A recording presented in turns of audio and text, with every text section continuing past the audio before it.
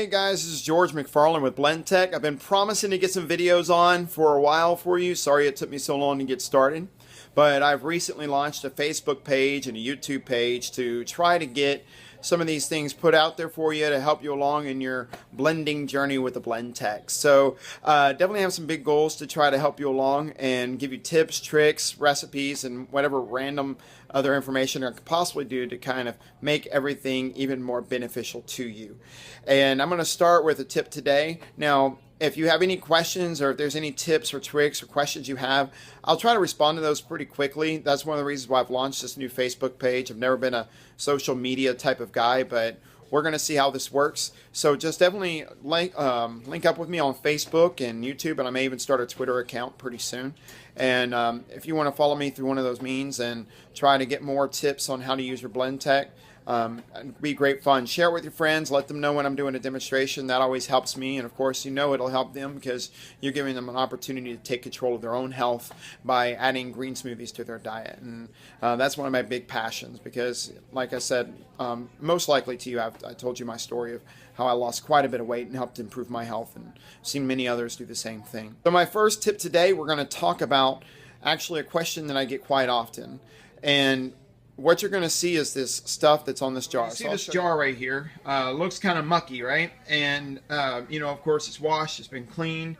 But what is this filmy stuff that's on the inside? You wash it, you even kind of scrub it. You try to put it in the dishwasher, and nothing really seems to get it off, right? Well, what this is, it's actually a mineral deposit is what this is. And so it's going to be kind of crusty looking, and that's just the way it is. So how do I get rid of that mineral deposit? Because it's going to come from the vegetables that you're blending with, and especially if you have hard water in your area.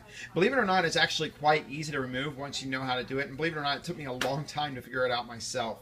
So what we're going to do is we're going to start by putting a little bit of this baking soda in there. I'm going to just use some regular old baking soda. You know, somewhere like about a half a cup of baking soda. Okay. Then what you're going to do, you're going to turn your water on to as hot as you can get it. And basically what you're going to do is once you get that water nice and hot, you're going to put about a cup and a half, maybe 2 cups in there. And it's going to actually give you the opportunity to use the soups button. Okay. And that soups button, what it's going to do is it's going to heat up the water even more, and as it's heating up the water, and that baking soda is going to be is going to agitate that mineral off without scratching the jar. So it's actually quite a simple process. I do it all the time, and especially since I'm blending like hundreds of times a day. So whereas I may do this almost every other day whenever I'm doing my demonstrations, you may actually only need to do it once or twice, maybe even 3 times a year tops. So my water should be nice and hot now, so I'm going to put some of that in there.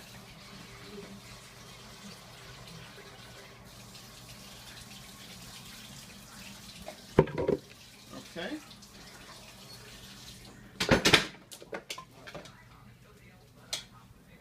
Okay. I'm going to put the lid on there. Then all I have to do is hit the button that says soup. By the way, remember, make sure all 4 corners are always on tight. Press the soups, syrups, and fondues button.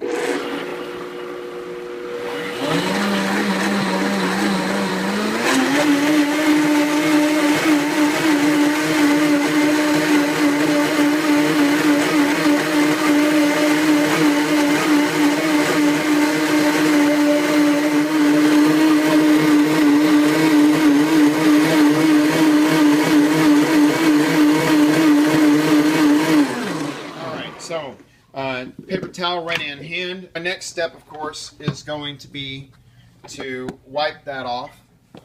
Okay, so I'm back. I put just a little drop of soap in some water like you would just to normally wash it. Put the lid on it, run it around. Then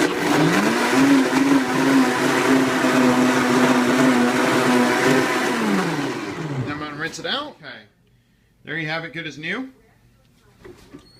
Bright, clean, ready to go, like you just bought it from me yesterday. Okay? Simple, quick, easy little solution right there. Got a whole bunch of more tips coming for you down the road. I'm going to try to tackle how to make the perfect ice cream. And then I may even, if I get time, show you how to do a perfect breakfast from scratch in the Blendtec in almost no time. All right, well, thanks, guys. Until I see you again, this is George, and I'm out.